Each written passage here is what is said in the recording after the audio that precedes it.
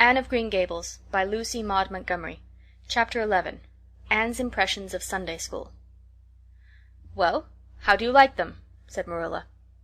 Anne was standing in the gable room, looking solemnly at 3 new dresses spread out on the bed. One was of snuffy-colored gingham, which Marilla had been tempted to buy from a peddler the preceding summer because it looked so serviceable.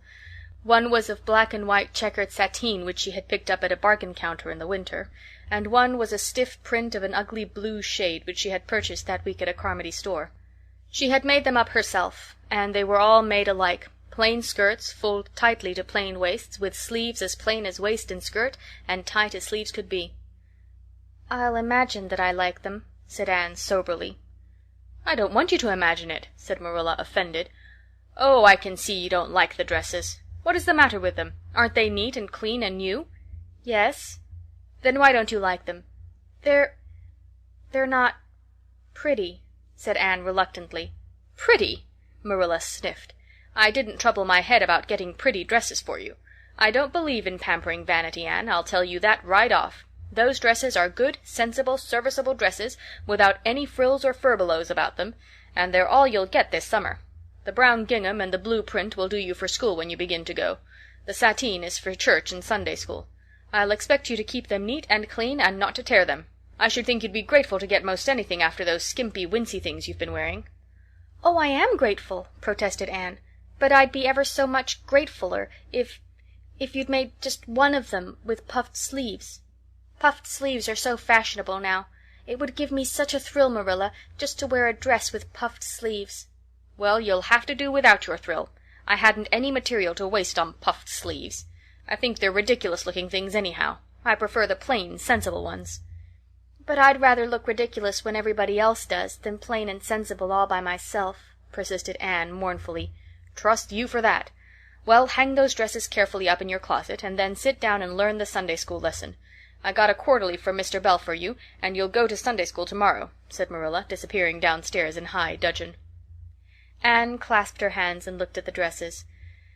"I did hope there would be a white one with puffed sleeves," she whispered disconsolately. "I prayed for one, but I didn't much expect it on that account.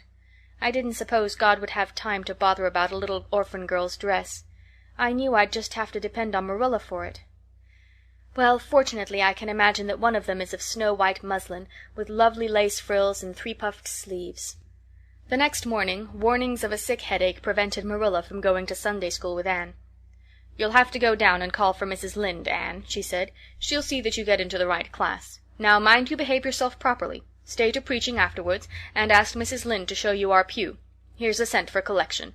Don't stare at people, and don't fidget. I shall expect you to tell me the text when you come home."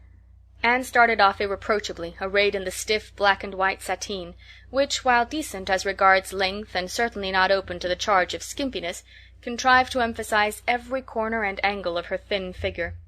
Her hat was a little, flat, glossy new sailor, the extreme plainness of which had likewise much disappointed Anne, who had permitted herself secret visions of ribbon and flowers.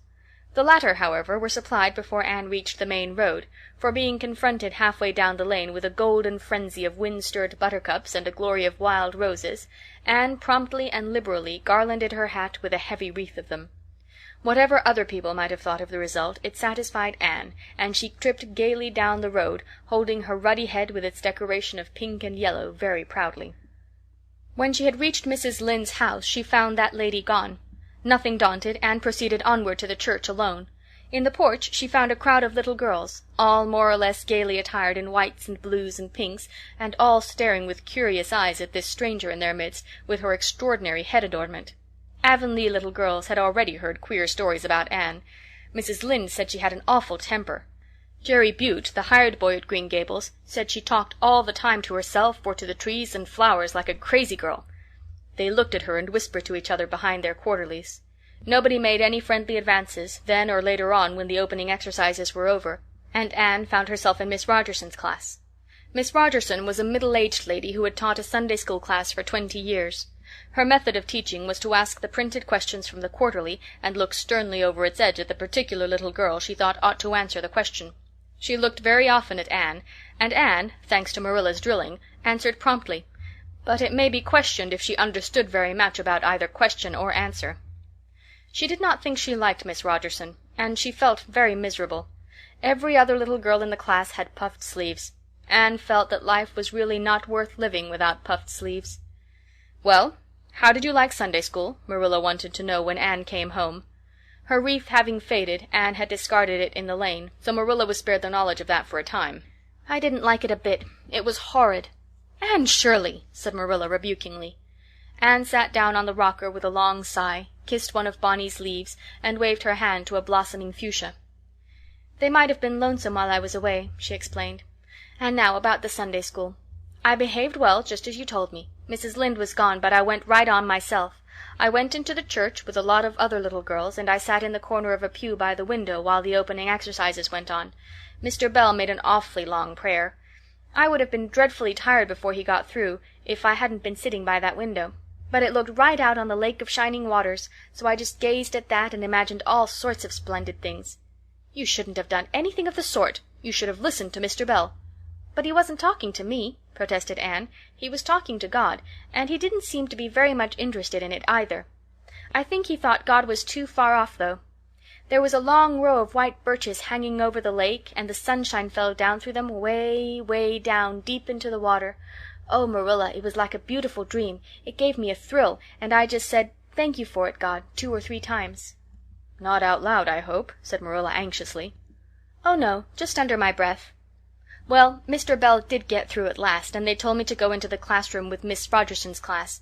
There were 9 other girls in it. They all had puffed sleeves. I tried to imagine mine were puffed too, but I couldn't. Why couldn't I?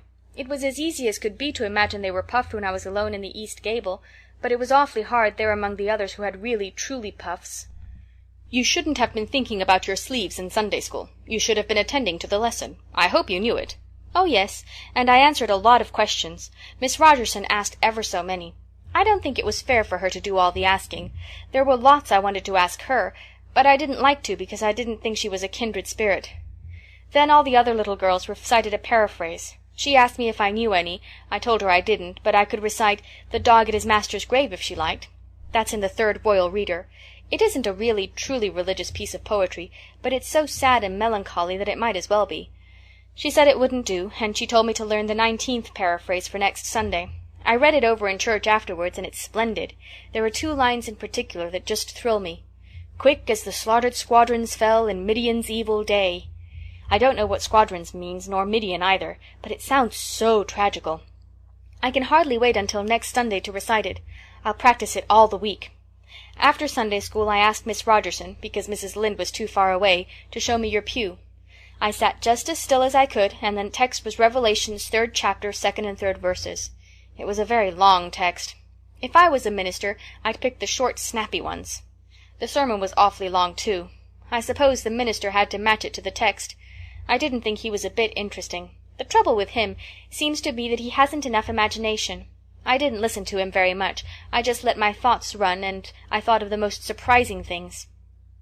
Marilla felt helplessly that all this should be sternly reproved, but she was hampered by the undeniable fact that some of the things Anne had said, especially about the minister's sermons and Mr. Bell's prayers, were what she herself had really thought, deep down in her heart, for years, but had never given expression to. It almost seemed to her that those secret, unuttered, critical thoughts had suddenly taken visible and accusing shape and form in the person of this outspoken morsel of neglected humanity. End of chapter 11.